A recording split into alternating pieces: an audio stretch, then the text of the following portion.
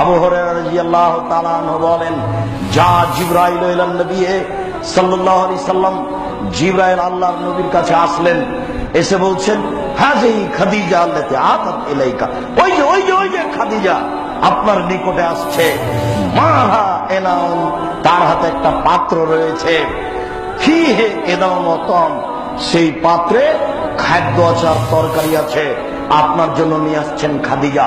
আসলে আপনি তাকে বলবেন, খাদিজা ইয়াকরাউল্লাহু তাআলা সালামা,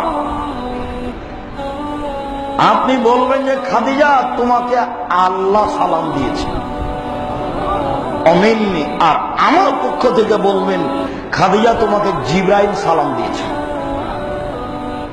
অবাশ্যের ফিল জান্নাহ, তারপরে তাকে একটা অবাশ্যেরা ফিল জান্নাহ, তার একটা জান্নাতের সুসংবাদ দিবেন, যেখানে কোনো হইচই নেই, যেখানে কোনো অশান্তি অতৃপ্তি বলে কোনো জিনিস নেই, সেটা হীরা মুক্তা মাণিক্য দ্বারা তৈরি।